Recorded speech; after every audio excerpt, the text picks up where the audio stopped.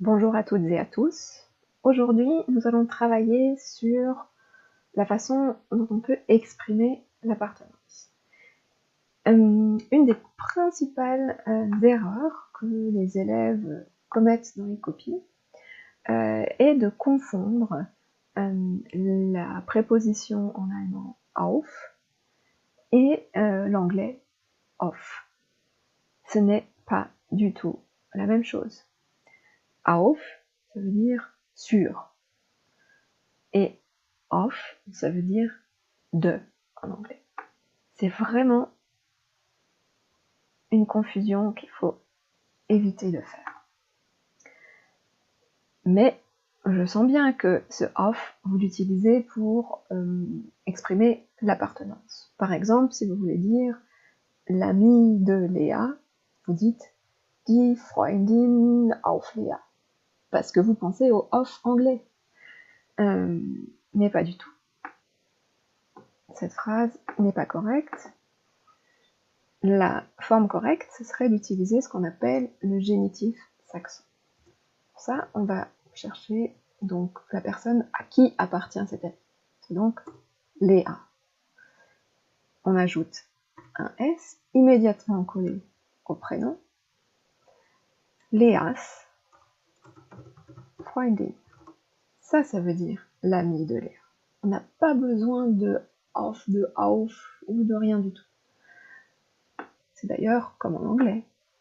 Sauf qu'en anglais, c'est apostrophe S. Là, le S est immédiatement collé au prénom de la personne, ou au nom de la personne. L'avis de Paul est intéressant. Et là, je lis parfois die Meinung auf ou Paul ist interessant. Ça ne se dit pas du tout comme ça. Là aussi, vous avez besoin du génitif saxon. Pauls Meinung ist interessant. Voilà. En ajoutant le S au prénom de la personne dont il est question de la vie,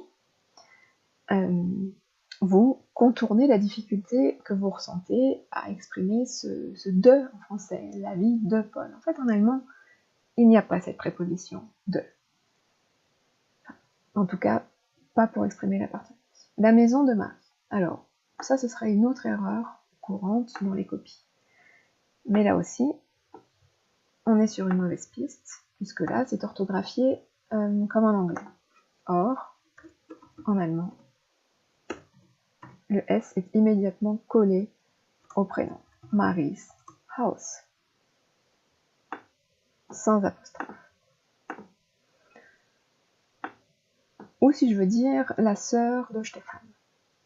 Je vois parfois aussi quelque chose qui est un petit peu plus approchant, dans la mesure où l'élève comprend qu'il faut accoler un S directement au prénom, mais se calque encore sur le français où on a la sœur de Stéphane. Donc l'élève cherche à reproduire la forme française en mettant l'article devant. Or, il n'en faut pas. C'est donc Stephans Schwester. Sans article. Donc ce qu'il faut en retenir, c'est qu'on met un S sans apostrophe directement collé au prénom, que ce prénom se met avant le nom de la chose qu'elle possède, entre guillemets. Donc ici, Stéphane possède une sœur, si je peux me permettre de l'exprimer ainsi. Donc le prénom précède la chose, la personne qui est possédée. Léas Freundin, même chose. Donc voilà. Et la dernière chose à retenir, c'est qu'on n'a pas d'article, contrairement au français. Il y a d'autres situations où vous aurez besoin d'utiliser ce génitif. Si je veux dire par exemple Europa Park est le meilleur parc d'attractions d'Allemagne. Voilà, il va encore falloir exprimer ce de qu'on a tellement de mal à exprimer, nous, français, puisque nous n'avons pas de génitif. Donc c'est pour ça que vous recourez à ce que vous pensez être juste, en passant en plus par l'anglais, et ça fait quelque chose qui, pour les Allemands, ne serait pas compréhensible, ce off. La traduction correcte serait Europapark ist Deutschlands bester Freizeitpark. Voilà, en faisant précéder le nom de la personne à qui, ou de la chose à qui ce parc appartient, du pays à qui ce parc appartient. Mais là, on peut aussi le mettre après. Europapark ist der beste Freizeitpark Deutschlands. Donc ça, c'est possible. Mais en aucun cas, il faudra mettre auf. On le rencontre également quand on veut exprimer des statistiques. 63% des Allemands.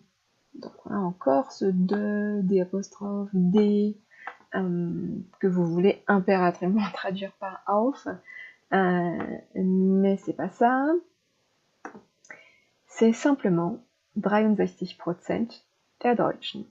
Alors, donc on met pas de auf, on met pas de von, on met rien du tout. On met juste un article au génitif. Et là, c'est quelque chose qui n'est pas évident pour nous, Français, puisque l'allemand est une langue qui comporte des cas. Le cas qui sert à exprimer justement l'appartenance, le complément du nom, c'est le génitif. Et l'article au pluriel nominatif, c'est donc die, ça vous le savez, mais cet article-là, il va se transformer au génitif et il va devenir der, pour dire des. Donc 63% des Allemands. Voilà. Et dernier cas de figure, la voiture électrique et la révolution de l'automobile, par exemple. Das Elektroauto ist die Revolution. Je ne dis pas la suite puisque c'est incorrect. En aucun cas, il faudrait que le auf là dans ce sens-là. La phrase correcte, ce serait Das Elektroauto ist die Revolution des Automobils. Et là, pas besoin de préposition, on met directement le génitif. Si je reviens au tableau, eh bien, vous voyez le génitif des. Voilà, en tout cas, retenez une dernière chose, c'est que vraiment le off anglais, pour exprimer l'appartenance, que vous cherchez maladroitement à traduire par auf, il faut vraiment à tout prix éviter de l'utiliser. Voilà, j'espère que c'est plus clair pour vous à présent et je vous dis à bientôt pour une prochaine vidéo.